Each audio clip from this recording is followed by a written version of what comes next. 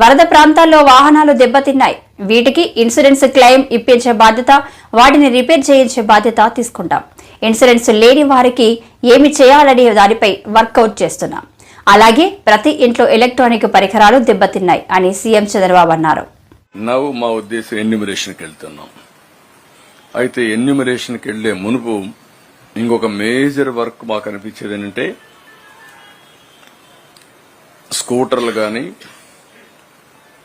Motor bikes గాని, ఆటోలు గాని, కార్లు గాని ఇన్సూరెన్స్ చేసినట్టు కొంత ఇన్సూరెన్స్ క్లెయిమ్ చేయించడం, ఇన్సూరెన్స్ కానట్టే కూడా చెడిపోవడం. ఇప్పుడు ఇవన్నీ రిపేర్ చేయించడం ఒక పెద్ద ఎక్సర్సైజ్. ఇది కాకుండా మొత్తం చాలా మందికి ఎలక్ట్రానిక్ ఐటమ్స్ ఉన్నాయి ఇండ్లలో. ఎలక్ట్రానిక్ ఐటమ్స్ ఒక టెలివిజన్, ఒక రిఫ్రిజిరేటర్, ఒక washing machine, air conditioner, laptop, desktop, microwave oven, mixie, grinder, cooker, gas stove, water purifier, చిన్ని, ఇలాంటి చాలా ఉన్నాయి. ఇవన్నీ కూడా రిపేర్లు చేయించాలి. ఏజెన్సీస్ ఏవైతే ఉన్నాయో ఇవన్నీ ఎలక్ట్రానిక్స్ అన్ని ఆ కన్సర్న్ మ్యానుఫ్యాక్చరే చేయగలుగుతాడు. వాళ్ళ ప్రిస్క్రైబ్డ్ మెయింటెనెన్స్ ఇంజనీర్లే ఉంటారు, ఆ వర్కర్స్ ఉంటారు. వాళ్ళందరితో మాట్లాడుతున్నాం. ఇంకొక పక్కన పెద్ద ఎత్తున ఈరోజు చాలా కార్యక్రమాలు.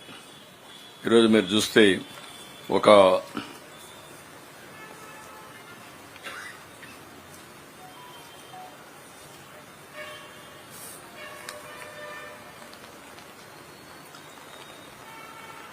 ఎలక్ట్రికల్ ఉన్నాయి, కొన్ని సాచెట్స్ ఇలాంటివన్నీ ఇదే అయిపోవడం. ఎలక్ట్రీషియన్ కావాలి, ఫీజులు పోవడం, అన్ని ప్లంబర్స్, ఇంకొక పక్క పెయింటర్స్, కార్పెంటర్స్, ఇలాంటి చాలా ఉన్నాయి. వాళ్ళందరికీ అర్బన్ కంపెనీని పెట్టాం, అర్బన్ కంపెనీలో యాడ్ చేశాం. మేము వీళ్ళందరినీ అవైలబిలిటీలో పెట్టాం. గ్యాస్ ఉంది, గ్యాస్ కంపెనీసే చేయగలుగుతాయి. మళ్ళా ఆ గ్యాస్ కంపెనీ సంబంధించిన మెయింటెనెన్స్ చేసే వాళ్ళందరినీ మెకానిక్స్ ని పంపించాలి. ఆ స్పేర్ పార్ట్స్ కూడా వాళ్లే ఇవ్వాలి. ఎలక్ట్రానిక్స్ గాని, స్టవ్లకు గాని ఆ గ్యాస్ కంపెనీసే పెట్టాల్సిన అవసరం వస్తుంది. అవి కూడా వర్కౌట్ చేస్తున్నాం. ఇవన్నిటికీ రేపు ఫుల్ స్వింగ్ లో మోటార్ వెహికల్ ట్రాన్స్పోర్ట్ కమిషనర్ చెప్పాను.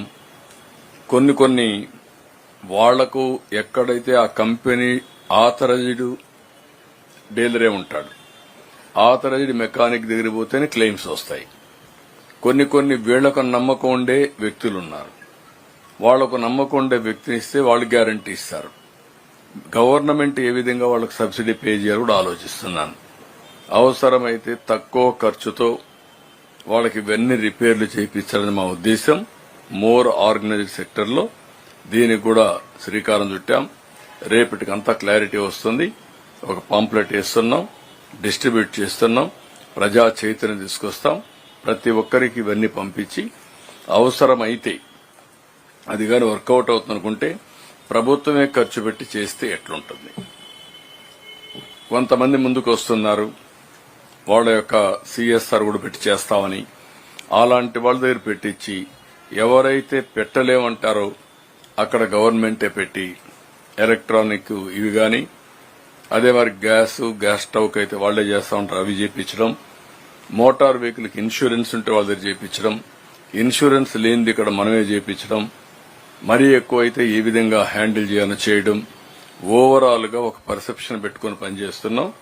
రేపటికి నా ఉద్దేశం ఏంటంటే ప్రతి ఒక్కరికి అన్యాయం జరగకుండా కష్టకాలంలో ఉండే ప్రతి ఒక్కరిని ఆదుకోవాలి. ఆర్గనైజ్ సెక్టర్ లో చేస్తే ఇంకా ఈజీ అవుతుంది.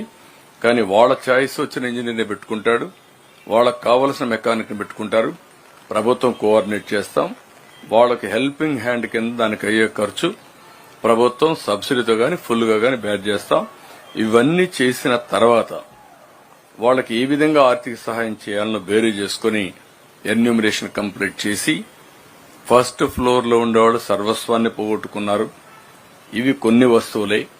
బట్టలు పోయినాయి, పుస్తకాలు పోయినాయి, ఫర్నిచర్ పోయింది, సర్వస్వాన్ని కోల్పోయారు. వాళ్ళకి ఏం చేయాలి? కొంతమంది ఫస్ట్ ఫ్లోర్ సెకండ్ ఫ్లోర్ లో ఉన్నారు. వాళ్ళు ఇన్ని రోజులు పని లేదు, జక్కంపూడి ఉంది. ఫస్ట్ ఫ్లోర్ లో ఉన్న సెకండ్ ఫ్లోర్ లో ఉన్న పూర్ పీపుల్ కి ఏమి పని లేదు, వాళ్ళని ఏం చేయాలి? మూడోది బిజినెస్ ఉన్నాయి, చిన్న చిన్న వ్యాపారాలు, చిరు వ్యాపారాలు ఉన్నాయి, తోపుడు బండ్లున్నాయి, చిన్న చిన్న షాపులున్నాయి, కిరాణా కొట్లున్నాయి. వీళ్లు కాకుండా ఒక 50 లక్షలు ₹1 కోటి పెట్టిన షాపులున్నాయి. వేరియస్ కైండ్స్ ఆఫ్ ఇది ఉన్నాయి. 5 కోట్లు 10 కోట్లు కూడా ఖర్చు పెట్టారు. ఇవన్నీ ఏ విధంగా సెటిల్ చేయాలని ఒక అసెస్మెంట్ చేసుకుంటాం. గవర్నమెంట్ ఆఫ్ ఇండియా కూడా సపోర్ట్ తీసుకుంటాం.